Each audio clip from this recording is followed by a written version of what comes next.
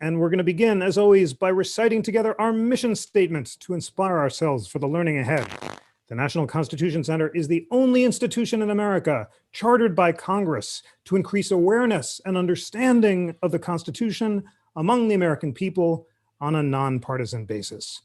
Before we start, I want to plug two upcoming programs. Tomorrow at 1 p.m. during our live constitutional classes, we're hosting Congresswoman Mary Gay Scanlon to explore the roles and power of Congress. And friends, in Monday's class, we had our high school students asking whether Congress could constitutionally impose a COVID mask mandate, and the chat room was on fire. It was so exciting to hear the students balance the competing arguments on both sides. And then on December 9th, Jane Mansbridge, author of the award-winning Why We Lost the ERA, Carol Robles Roman, former CEO of the Fund for Women's Equality, and Inez Felcher Stepman of the Independent Women's Forum will debate whether we should revive the Equal Rights Amendment.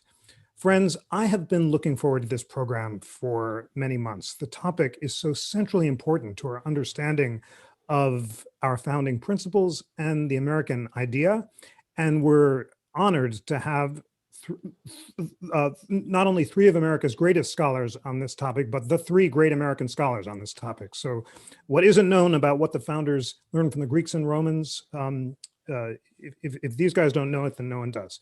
And I'm so excited to introduce them to you now and to have a discussion with you and to learn from them.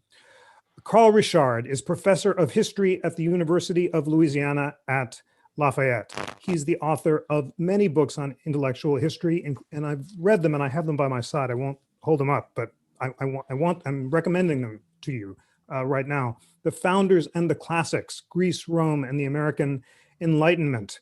Greeks and Romans Bearing Gifts, How the Ancients Inspired the Founding Fathers. 12 Greeks and Romans Who Changed the World, and most recently, and just as illuminating, and I've just finished it on Kindle, The Founders and the Bible. Thomas Ricks is a Pulitzer Prize-winning journalist and a #1 New York Times bestselling author. He has covered the US military for the Washington Post. He was on the staff of the Wall Street Journal and is the author of several path-breaking books, including most recently the one which we're so excited to discuss today, First Principles: What America's Founders Learned from the Greeks and Romans and How That Shaped Our Country. And Caroline Winterer is the Williams Robertson Co-Professor of History and American Studies and the chair of the Department of History at Stanford. She's the author of several books on the history of ideas, including 3 that are centrally relevant to today's discussion: The Culture of Classicism, Ancient Greece and Rome in American Intellectual Life, The Mirror of Antiquity, American Women and the Classical Tradition, 1750 to 1900, and most recently, American Enlightenment's Pursuing Happiness in the Age of Reason. Thank you so much for joining, and welcome Carl Richard, Thomas Ricks, and Carolyn Winterer.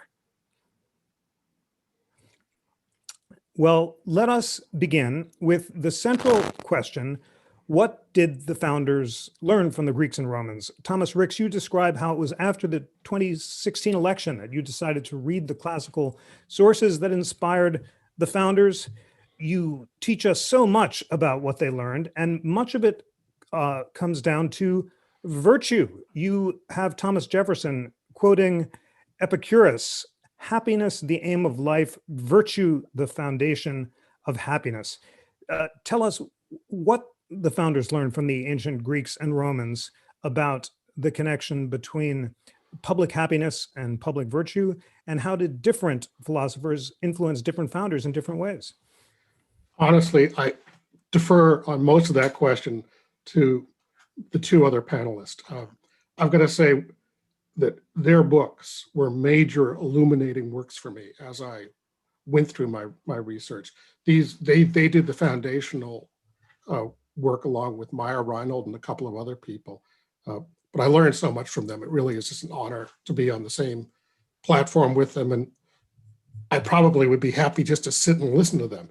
But what struck me as I began my research, I actually began by taking down Aristotle's Politics off the shelf on the day after the 2016 presidential election. I had been taught in college, when you don't understand something, go back to the basics, go back to first principles. And I did, and that led me through a lot of Greek philosophy and Greek history, literature, and into Roman history and literature. And what I took away from most was the political vocabulary of the revolutionary generation comes out of the ancient world, and especially the decline of the Roman Republic.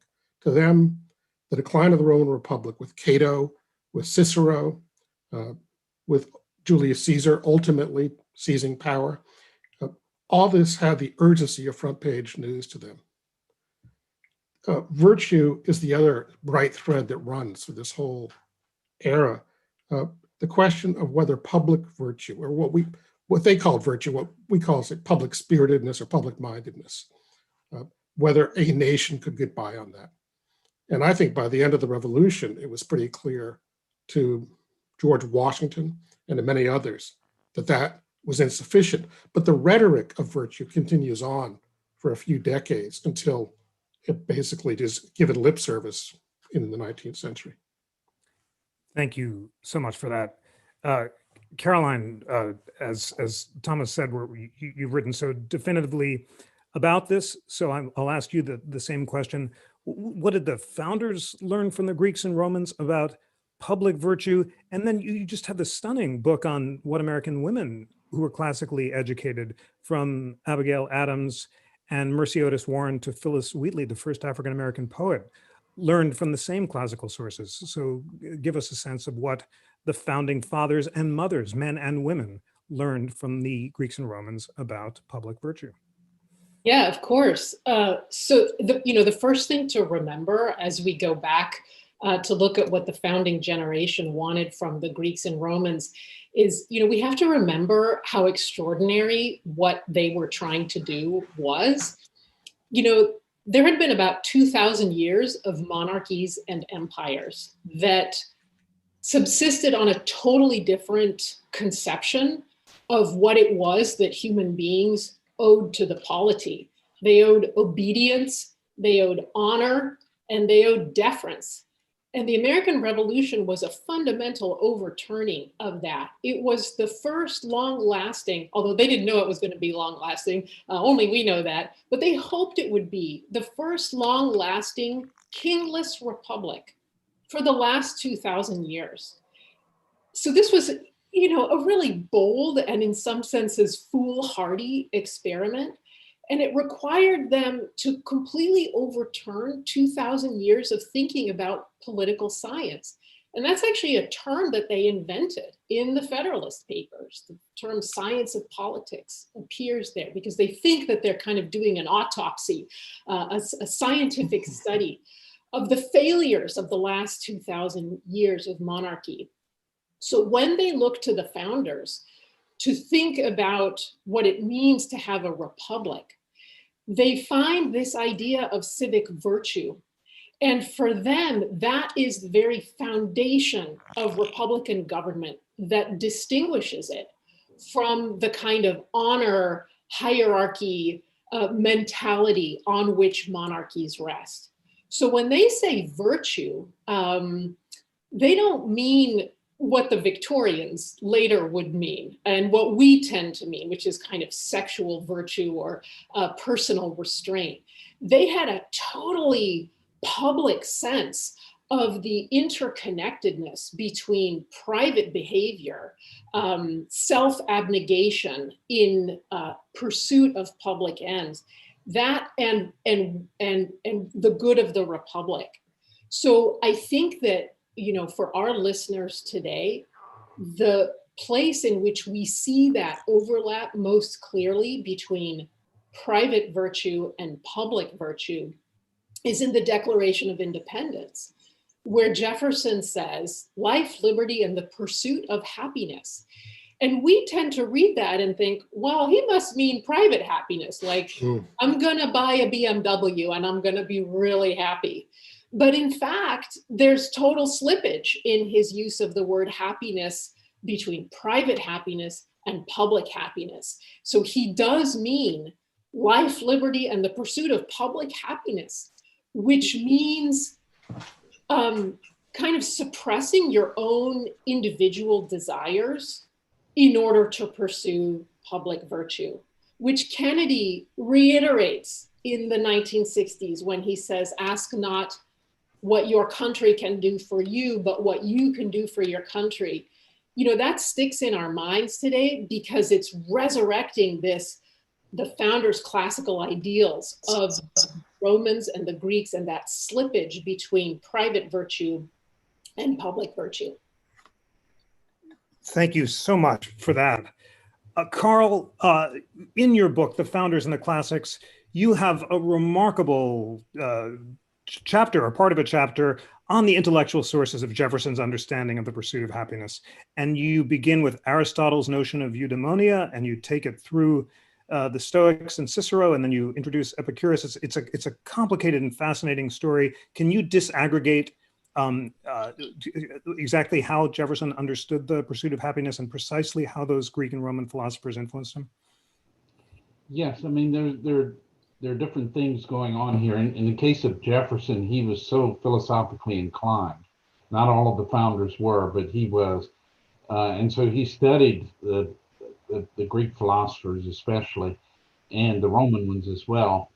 And he was especially fond of Epicurus. But it's a complicated thing because there's a part of Jefferson that's Epicurean. There's a part of, especially in ethics, where he's Christian. And so there are many different influences that went into that. You know, he's such a complicated person. In terms of the other founders, one of the things I wanted to add, so that maybe it's so obvious that we might look over it, but is the education of the founders. This was something they started as young children, most of them, the study of Greek and Latin. We say Greek and Latin, but it was mostly Latin. And so from childhood years, they're very much impacted by these examples, especially Roman examples of civic virtue. And they come to associate themselves. I mean, these are their childhood heroes, the way a child today might worship an actor, a sports figure, or someone like that.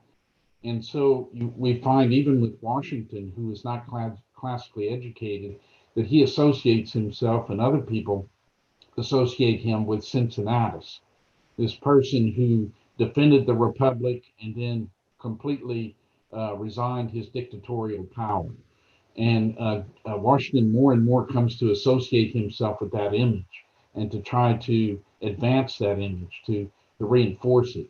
And in the case of John Adams, Cicero, he was a law student. Cicero was a lawyer. Adams, along with Patrick Henry, was one of the greatest orators of the Revolution, and he admired Cicero's writings, the orator, his speeches, and so on. He studied, he memorized them. He had, once there was a family argument when he was a young man, and he got all upset, and he said, "I quitted the room and took up my Cicero," and he started reading the speeches out loud to comfort himself. I mean, this is how closely attached they were to these figures. And in the case of Cicero, Adams, seeing himself as a latter-day Cicero, grows more and more powerful as time goes on. And he writes his self-pitying letter to his friend Benjamin Rush after he's lost a re-election bid a few years later, saying, "I'm just like Cicero. You know, all the parties rejected Cicero, and now all the parties are rejecting me, and for the same reason, because we're virtuous. We don't bend to the faction, we don't bend to the party, we don't promote the party above the common interest, and that's why we're persecuted." Thank you for that, and thank you for emphasizing how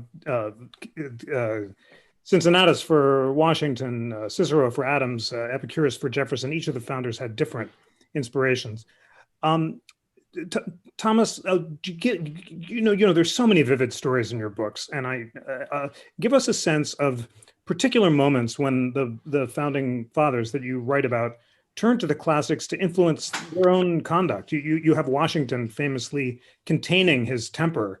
Was he thinking of Cato when he did that? Were there moments in Adams or Jefferson's public life when they drew on their classical education to moderate their own passions and to try to be virtuous? Share some of your favorite stories. Washington is so striking because, as was said, he's essentially an uneducated man. One of my favorite moments is when Thomas Pickering and John Adams have drinks one night in Philadelphia to discuss, and they discuss whether George Washington actually is illiterate. And John Adams said, no, he wrote great letters during the war when he was leading the army. Those were very well-written letters. And Pickering kind of laughs and says, no, they were written by that kid, Alexander Hamilton. Washington can barely write. But Washington, like a lot of bright people who do not have a formal education, I think was very good at learning through experience, through observation and reflection about experience. And I think really by the Revolution becomes a genuine critical thinker. So while early on, he's trying to imitate Cato, the stoic politician with the qualities of prudence, frugality, wisdom, caution. That's partly because he does have this volcanic temper and he knows he needs to learn how to contain it. And so I think Cato becomes his model, but then he has a second model foisted on him, which is that of the Roman general Fabius, who defeats Hannibal through indirection, through maneuver, through not giving battle. This is not a natural thing for Washington as a general to do. He begins the war as a fairly conventional, offensive thinker, pretty much like his British opponents, but through force of circumstance, he adopts a Fabian approach to war. He tries to keep his army together, but he tries to avoid major battles except when he has to give battle for a political reason or another reason. The battles around Philadelphia really, he had to show he was willing to try to protect the American capital at Germantown and so on. Adams, as Professor Richard said, so much models himself on Cicero. Trollope, who was a good historian as well as a novelist, Trollope has a comment about Cicero that he loved to talk about his nation and he loved to talk about himself, and he did both equally as much. I think Cicero and Adams go together like that. Adams, I think, has kind of had a bit of a bubble in reputation, partly because of the David McCullough biography, followed by the HBO series. He's not this little cuddly teddy bear that Paul Giamatti depicted. I mean, I'm really struck at one moment in a letter, Adams exults about the fact that a newspaper editor who has been critical of him is killed along with his family in a house fire. And Adams says, basically, that's exactly what he deserved. The tremendous vanity of the man. He's the Woody Allen of the revolutionary generation, constantly wearing his feelings on his sleeve. And then you mentioned Jefferson, and I'm not sure that Jefferson was moderated by Epicurus as much as given permission by Epicurus. I think of all the founders, what strikes me about Jefferson is you have the greatest gap between his words and his actions. He talks good game about slavery, especially when he's in Paris. When he comes home, he never does anything about it. And Epicurus gives him a kind of romantic, like the Romanticism, permission to privilege the heart above the head, to put passion and feelings above reason. Epicurus also allows him to keep his distance, emotional distance. The part of the way to achieve happiness is to avoid pain. And I think this is actually one reason Jefferson spent so much of his life pursuing married women, because he had all the prospects of a fun romance without any risk of becoming permanently entangled. And dealing with Jefferson reminds me a little bit of dealing with the giant marshmallow man in Ghostbusters, the marshmallow giant. You can never really get your arms around him, and he always seems to recede when you reach out to him. He's the most elusive of the founders, I think. Madison, finally, of the four people I focus on in my book, I don't see any one Greek or Roman that really seems to inspire Madison. And at the same time, Madison strikes me also as one of the first nationalists, along with Hamilton. The whole pattern of Madison's life is he's not a man of the state. He doesn't go to William and Mary, even though he's a Virginian. He goes off to Princeton, for him, the North, and the first college in America, explicitly founded as a national institution, seeking to draw students from the entire seaboard and even from overseas. The first college actually to have a president who came from overseas, John Weatherspoon, a Scot and a political radical, who himself becomes one of the only clergymen to be much involved in the politics of the revolution. So 4 very different models, 4 different approaches. I just want to add one last thing, which is one thing that really struck me. The more research I did was how different their ancient world was from our ancient world. Our Roman Greece are not their Roman Greece. To them, the best dramatist of the ancient world was Terence, the Roman comic playwright that nobody reads these days. I found unreadable. Jefferson loved the Greek literature, but you don't see a whole, aside from a couple of examples, like Xenophon, you don't really see a whole lot of Greek dramatists in literature in their works. They're really much more focused on Rome. So it's just a different Roman Greece. And part of the fun for me was learning what their Roman Greece was as compared to ours.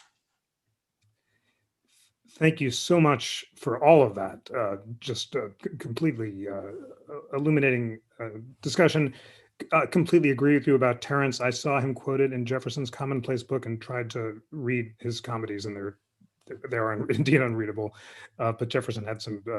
He had fortitude in his reading tastes. Carolyn Winter, first of all, we have some greetings from Terry Wildman, who says, "Hi, Professor Winter, just finished the American Enlightenment class with Pace University. Loved it. Thank you for your work. So important at this time." I want to ask you more about the reason-passion distinction. Abigail Adams, writing to her son John Quincy Adams, says, "Ungoverned passions have been aptly compared to the boisterous ocean, which is known to produce the most terrible effect. Passions are the element of life," she says, quoting Pope's essay on reason, "but elements which are subject to the control of reason, and then who will ever candidly examine themselves and find some degree of passion, peevishness, or obstinacy in their natural tempers." She's exhorting Quincy Adams to use his reason to govern his passions, to be temperate, moderate, prudent in the classical way. And then John Quincy Adams takes her up on it, and he's always in his diaries struggling with the same reason-passion distinction. Was this something that the founders, and I'll ask you about Abigail Adams and Mercy Otis Warren and Phyllis Wheatley in particular, because you write about them so well, did they self-consciously struggle with this in their moral lives and attempt to basically engage in emotional self-governance and to tame their unreasonable passions to achieve tranquility and prudence? Well, so the short answer to your question is yes, they did. so Wonderful. Yeah, we're done. Off to Carl. The 18th century, the age of the Enlightenment, is the first time when the term human nature is invented in the 18th century, and they're trying to, as is Homo sapiens, and people are really trying to understand the great question of what makes us human, and they can't decide. They're torn between humans as these calculating machines, the rational people of the Enlightenment, and yet they sense that also driving us are these passions that are, on the one hand, inspiring because they make us, take up arms in defense of things that we really feel passionate about, but they also frighten us because they lead to exactly what Tom was talking about, which is these frightening outbursts of anger. And actually, John Adams is so afraid of his own anger that he imagines that the history of Greece is a French boudoir made, this is when he comes back from France, a French boudoir with mirrors on all sides and also on the ceiling, he says. I mean, I'm just like trying to kind of picture John Adams in this crazy mirror outside. But he says specifically, and he tells this to his 4 kids, when you are angry, you should look at yourself in that mirror and you will see your face so disfigured by anger that you will moderate your passions as a result. So this is this really extraordinary image and the use of the history of Greece for an entirely non-political purpose, right? A purpose of self-government. So one of the things, to go to Phyllis Wheatley, who writes, who is, just in case your listeners don't know, She's a slave in Massachusetts. Her master, John Wheatley, teaches her Greek and Latin, and she writes this kind of Latinate poetry that drives Jefferson crazy. He singles it out for ridicule in the Notes on the State of Virginia in Query 14. But slavery frightens the founders because it excites their passions. And they wrestle with the results of a post-emancipation society. They begin to imagine, what would it be like if we freed all of these slaves that excite our passions so much, that engender fear in us? As Jefferson says, you know, we have the wolf by the ears. And so someone like Phyllis Wheatley is providing this opposite model of a slave who is utterly in control of her passions, even though for white masters, slavery and slaves themselves excite all of these passions that frighten them. And I'll just sort of finish off here with Abigail Adams. So classicism provides for American women of this era the first political language. So it's not until the 20th century that we get, you know, the definitive women having the vote in federal elections kind of political participation. But women like Abigail Adams, who are not allowed to publish, you know, this is where we are in the 18th century. We have to really imagine a very different world. Women, elite women are learning to read and write, but they're not allowed to publish their writing. So they have a totally private civic identity. And what classicism does for them through this figure that they call the Roman matron, which is, you know, pick your favorite classical female of virtue. So they're not talking Cleopatra, you know, none of that stuff. They're talking virtuous women, the wife of Brutus, for example, named Portia. This allows them to say, okay, it's true that we can't vote because we are women, we are overly passionate, so we shouldn't have that kind of civic participation. But we can educate our sons for service to the Republic.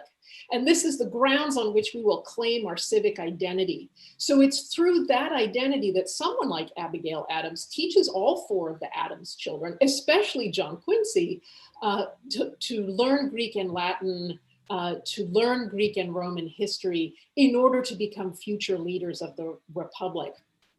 Now, this just as, you know, Tom was talking about how uncuddly John Adams was. His wife is also non-cuddly. One of my colleagues said, you know, it would have been really tough to have Abigail Adams as your mom. And I agree. The figure of the Roman matron is a pretty kind of helicopter parent figure, but it is one that a lot of women begin to claim at this time, including, you know, Abigail signs a bunch of letters to John Adams as Portia.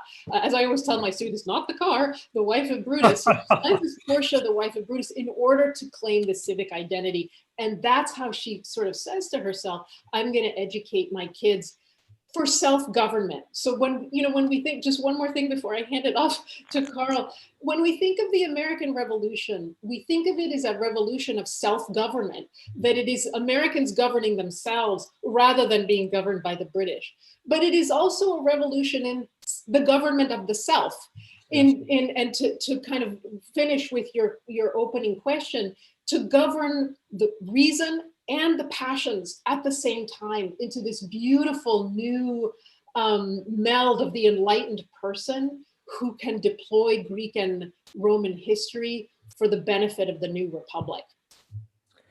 Wow, so beautifully stated. That crucial distinction between self-government for politics and the government of the self. Those amazing stories about Abigail Adams, who did indeed sign her very stern letters, Portia, and that story about the boudoir is one that I know we will all remember. Carl, I have so much to ask you, and I think I'm going to ask you because several of our friends in the Q&A do, about the relation between the Greek and Roman influence and the influence of the Bible on the founders' conception of virtue. You've just written your new book on the founders and the Bible, and you describe how Aquinas and Augustine filtered the classical virtues into the Christian ones. And it's a big topic, of course, which you treat so definitively. The founders had different relationships with the Christian Bible and different degrees of doctrinal observance, but talk about the similarities, the consonances that came from the classical Greeks and Romans through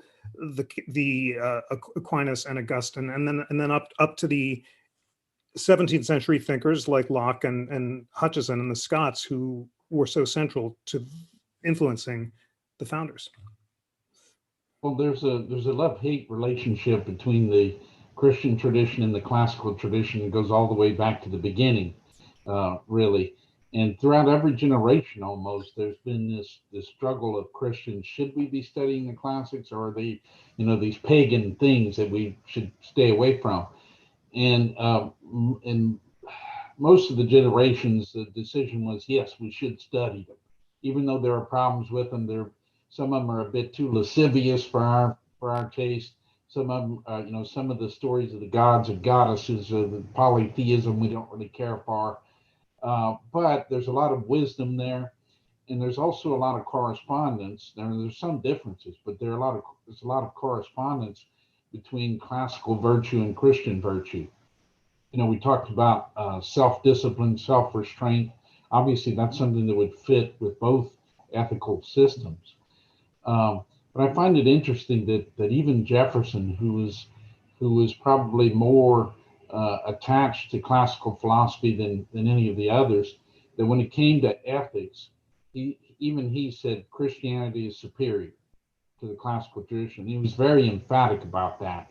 In fact, when he called himself a Christian, I think what he really meant was, I'm a follower of Christian ethics. He had some real problems with biblical doctrines, but he was very much a believer in the ethics of Christianity. And what are the differences? Well, I think one of the main differences is the doctrine of humility. Humility is not a classical virtue. When you go back and read the Odyssey, Odysseus is always boasting about his prowess and so on. Achilles and the Iliad boasting. Cicero was charged with vanity because he was constantly boasting. And it was funny that Adams tried to defend Cicero on the charge of vanity when no Roman would have even thought it was a fault. That's the Christian side of Adams trying to defend Cicero from the charge of vanity. So humility is a big Christian virtue that is not part of the classical tradition. And benevolence.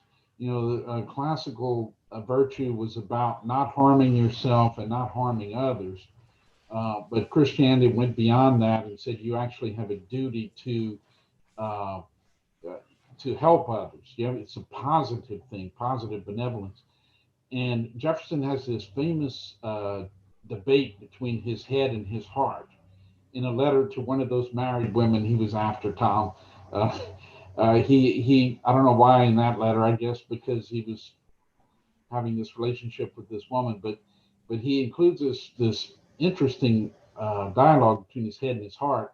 And it turns out that his head is Epicurean and his heart is Christian. And it's the heart who actually wins the argument. The Christian heart wins, saying, basically, if I listened to you, head, I would never do anything benevolent. I would never help anybody. And so the Christian heart wins the argument. Thank you for all of that. And that helps answer a question from our Q&A box about addressing the Jefferson Bible. You stressed that he was Christian in his ethics. He did indeed say that Christianity was superior to the classics when it came to ethics. And in that letter, I recall being distressed to find he also said that Christianity was superior to the Jewish morals, which were kind of woefully inadequate in not accounting for benevolence. Which seemed unfair to me, given the injunction to love thy neighbor, as the New Testament says, comes, in fact, from the Old. But thanks very much for stressing that for him, Christianity was the most perfect source of ethics, and as he considered Jesus to be one of the greatest of moral exemplars, as you say. Thomas, but he approaches the Bible with the scissors. We'll just say one more word about what, because one of our attendees asked, what about the Jefferson Bible? Bobby Dunham asks, what did Jefferson do to the Bible, and what was the Jefferson Bible? I'll defer to Carl on this. What was the question again?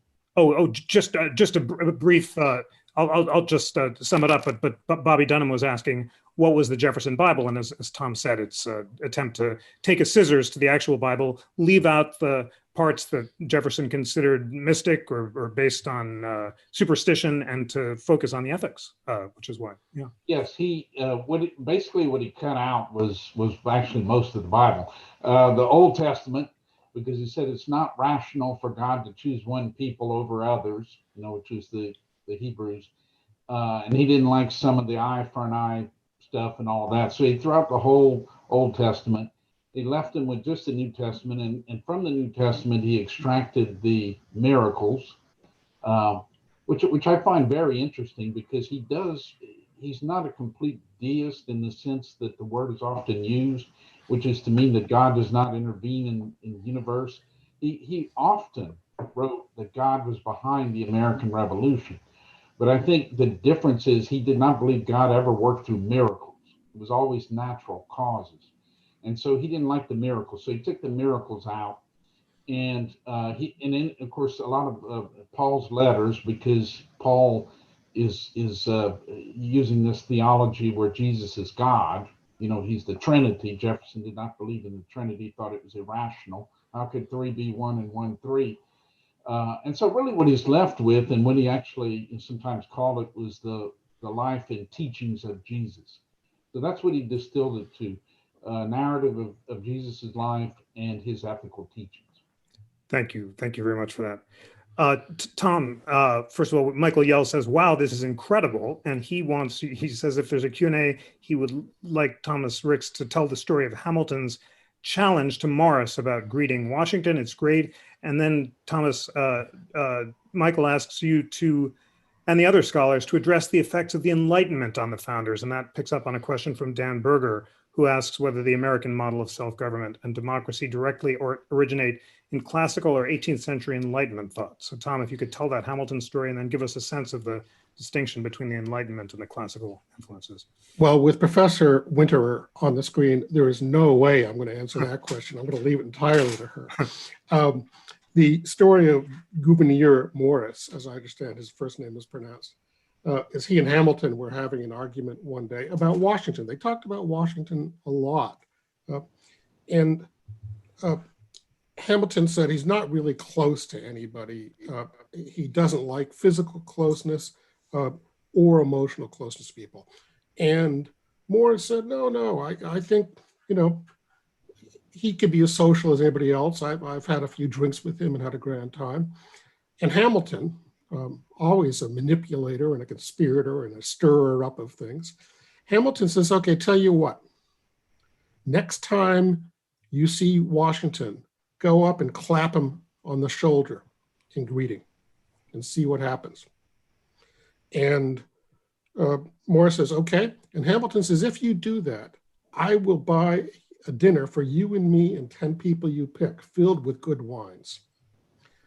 So Morris does it. He sees Washington, walks up, claps him on the shoulder. Washington lifts the hand off his shoulder, steps back, and stares at Morris for a full minute, and then leaves the room. And Morris says at that wine-filled dinner with Hamilton, this is not worth it. I will never do that again, even for another dinner. I think it shows the way in which Washington was so focused on his presentation, the presentation of himself.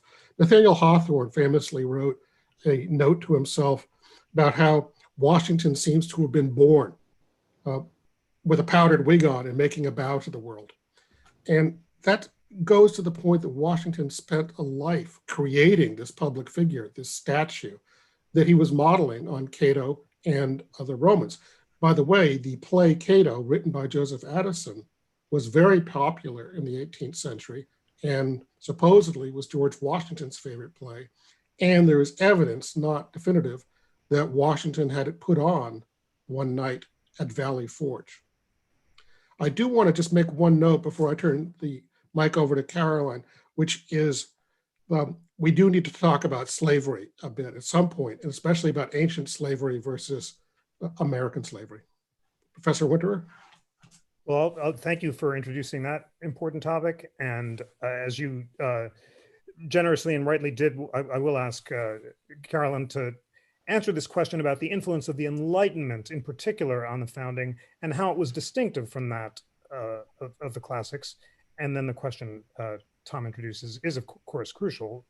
How does slavery fit into both the Enlightenment and the classical tradition? Yeah, these are wonderful questions, and this is where we feel like we're sort of moving huge conceptual blocks around because we're at a high level of abstraction. So I'll try to bring it down to kind of more manageable pieces to digest. But basically, the way to think about classicism and the Enlightenment in the 18th century is that they're mutually enabling discourses. In order to be enlightened, you have to study the classics, and in order to study the classics properly, you have to be enlightened. So what does it mean to be enlightened in the 18th century? Now, today we use enlightened as just an all-purpose compliment to people. You are enlightened. But they actually had a really specific definition in the 18th century, which is helpful. The first is that everything is getting better all the time. They invent the modern idea of progress that today is so widely believed in American society that if you were to stand in the middle of the street and say progress is a myth that was invented in the 18th century, people would actually become angry at you. But I'm here to tell you, progress was a myth invented in the 18th century. It displaced, and don't get mad at the Constitution Center, get mad at me. It displaced two other models of history. One is the Christian declension model of the fall from Eden, in which we are all sinful human beings because of Adam and especially Eve. And the second one was the classical model of cyclical history, that there's never anything new. We always just repeat these typologies. And the 18th century is the first time in human history that large numbers of people emancipate themselves from those two schemes. And they say, actually, no, the plot of human history is to always get better all the time.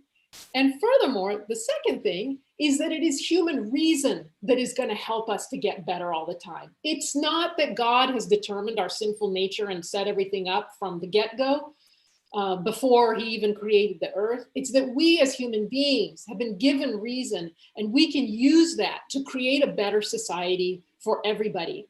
And that means learning about the other people who had a lot of reason, the Greeks and Romans. Therefore, we need to learn about the Greeks and Romans. So you can see how they're kind of mutually constituted discourses, which is why Carl and I spend a lot of time in all of our books sort of smooshing those two concepts together. But then this raises this question of slavery. So 1 in every 4 people living in the new United States was enslaved. There were approximately 1 million slaves in 1790. There would be 4 million slaves on the eve of the American Civil War. Now, not all of our population numbers are perfect for the 18th century. So you could dispute that first number around the edges. Some people would say 700,000, some people would say a little more.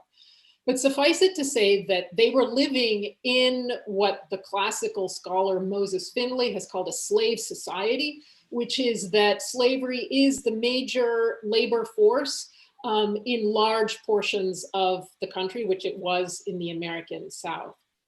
Now, in order to understand what it meant to be a slave society, the founders turned to the other 2 slave societies in human history, the Greeks and the Romans. And there they found Aristotle, who said, some people are naturally slaves. And in order to free ourselves as slave owners, for good and wise government, we have to free ourselves from toil and drudgery. And therefore, slave societies create these beautiful master classes of great thinkers. As the pro-slavery argument gets going in the antebellum South, they seize on Aristotle as the great defender of pro-slavery politics, even as a counter trend is emerging in the North by the antebellum period, which is around 1820 to 1860, in which they begin to turn to Greece and Athens as the first free civilizations in human history, to say this is the root of Western democracy, this is the root of human history. So you have people like George Bancroft in the North saying this, even as Southern white slaveholders are saying Aristotle tells us that slavery is good. So one of the fascinating things that happens with the classical tradition by the pre-Civil War era is that it gets recruited for a wholly new cause in US history, which is as a kind of battering rams in the great national struggle over slavery. So just as the Romans were recruited to defend what it meant to be a good republic in 1776, the Greeks are used as the measure for what makes a good democracy in the antebellum period. Fascinating and masterful summary of those important concepts of how the Enlightenment filtered the Greeks and Romans and how both sides used the Greek and Roman tradition for and against slavery. Thank you so much for that. Carl, you also addressed the slavery question. Maybe give us some specific examples of people invoking the classical heritage to oppose slavery. And then tell us, did this emphasis, how did it all work out? How did the framers think that the people were doing in mastering their passions and achieving self-governance? And how did they think that the public officials were doing in achieving classical virtue? In other words, did they think, did the system operate as they hoped, or were they judging it and finding that it fell short of the classical models?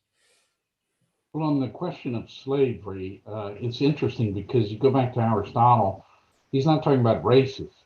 He's saying some people are superior to others, they're intellectually superior, and therefore perhaps they should be masters and the others should be slaves.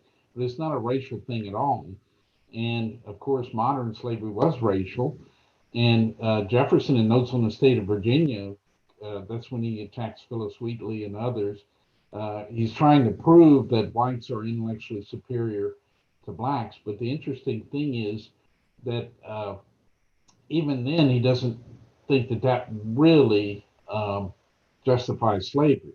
There's a famous letter where because he got some pushback from that, from Notes on the State of Virginia on that very score. A free black person wrote to him saying, "You're wrong, we're not intellectually inferior." And Jefferson drew back and he said, "Well, it was only a hypothesis. I'm not really certain about it." But he goes on to say something very interesting. He says, even if it were true, it would not justify slavery. He said, because Isaac Newton is superior to me intellectually, doesn't mean that Isaac Newton has a right to own me. So Jefferson, as Tom mentioned, has a very complex relationship with slavery. Ideologically, he's opposed to it. And he doesn't think that intellectual superiority, even if it's true, justifies it. On the other hand, of course, he didn't free his own slaves until his will, and then they couldn't be freed because he was in such debt that they had to be sold off to pay for that. Unlike Washington, by the way, who was so frugal, you might even call him a penny pincher, that his estate was in such good shape that he freed his slaves in his will, and they were freed. They didn't have to sell them off. So, I mean, the whole slavery thing is just very interesting. In terms of, Caroline mentioned the antebellum period, the abolitionists then, I think their primary resource in attacking slavery, as far as a classical resource, was natural law. And they used that very powerfully in the modern concept of natural rights, which came from natural law.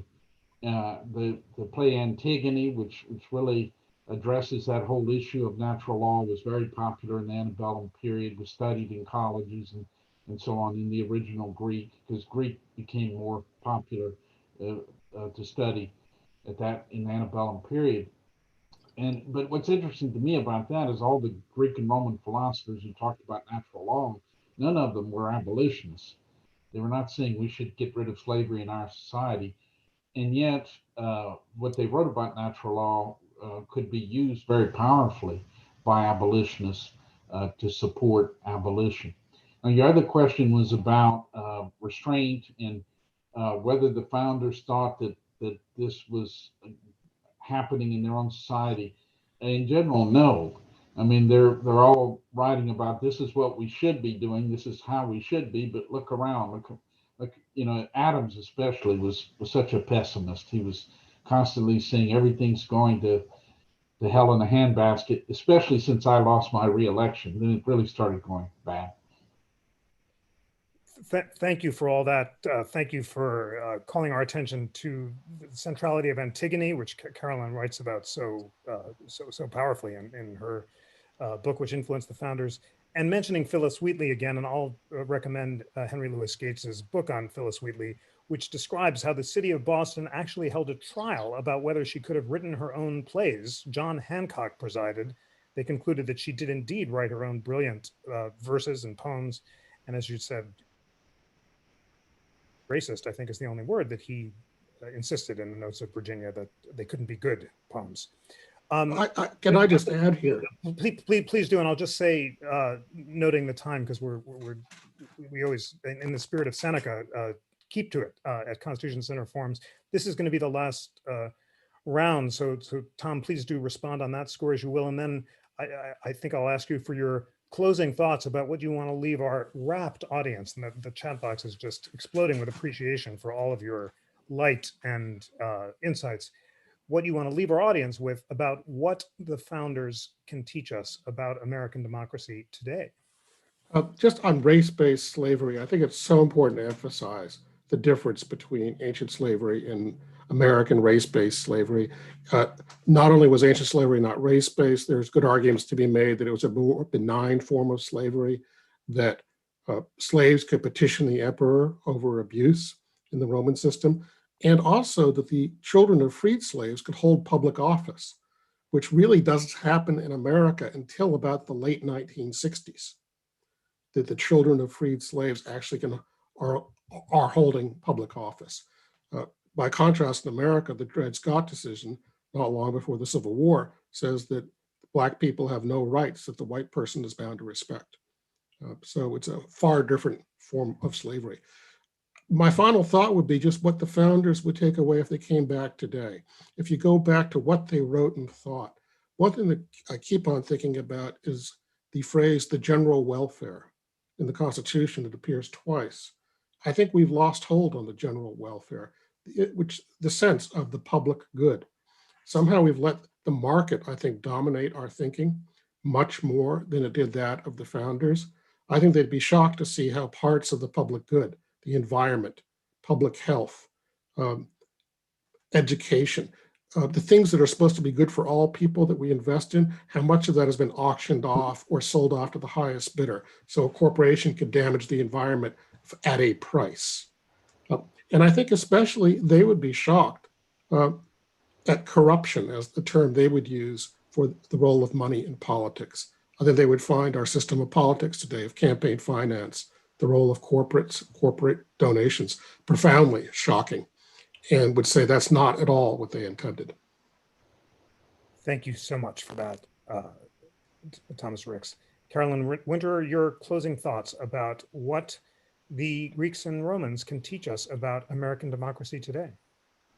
Well, it's hard to top what Tom said. So 3 cheers for those sentiments.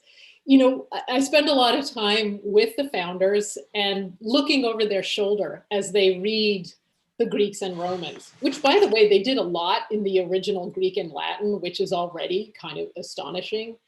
What always strikes me is 2 qualities of mind that I think we need more today. One is a generosity of spirit, that I will listen to you because I am interested in what you have to tell me. And it may be different from what I think, but I'm going to listen to you because what you are telling me is new and I can profit in the non-market sense of that, but I can profit from learning that. And the second thing that they take is nuance. You know, they didn't follow what the Greeks and Romans did like machines. You know, we either do this or we do that, etc. They thought about the models and anti-models and the complexity, and they were often very unsure of what to do. And watching them treat these civilizations with nuance is really extraordinary to behold. So I'll leave it at that. Wonderful. Generosity of spirit and nuance are two crucial lessons to take from the Greeks and Romans, and our audience appreciates it. They're all praising each of your brilliance and says it would be wonderful if the Constitution Center could host a course on this topic. And indeed, Teresa Obringer, I think, will think of doing exactly that. The last word, Carl Richard, in this superb discussion is to you. What can the Greeks and Romans teach us about American democracy today? Well, it's hard for me to top what's just been said. I guess I would say that I think we all need models. We all need anti-models too, things to avoid. We all need to learn lessons from what we've read, and I think the founders did as Caroline said, a very good job of weaving through all of that. It was always very well considered. It was not we reject it all or we accept it all. It was what can we learn, what can we accept, what can we reject given the conditions that we have today. And that's a challenge for us as well, not only in looking at the Greeks and Romans, but also in looking at the founders. You know, what can we learn from them? What did they do that we should avoid as well? Because they were not, as they were long thought to be gods, they were human beings just like us, and they had to deal with problems. And sometimes they did it successfully, sometimes they were unsuccessful. And so their challenge is the same as our challenge. And our challenge is not just dealing with the Greeks and Romans, but dealing with the founders and dealing with our collective past. Thank you so much, Thomas Ricks, Carolyn Winter, and Carl Richard, for an exhilarating and light-filled discussion. These founders were inspired by the Greeks and Romans' injunction to all of us to use our powers of reason to explore the truth and achieve the wisdom that only setting aside our selfish passions can achieve. And that's exactly what we've done in this wonderful discussion. Thanks to all of our 1,000+ listeners who have taken an hour in the middle of their busy days because they are hungry to grow in wisdom and to reason together. And it is so moving to all of us at the Constitution Center to be able to host these meaningful discussions so that all of us can grow in wisdom together. I do hope we'll convene on this topic. And I'm so grateful to our panelists, Thomas, Carolyn, and Carl. Thank you again for joining. Thanks, friends in the audience, and we'll look forward to seeing you again soon. Bye. Thank you. It's been great. Thank you. Thanks.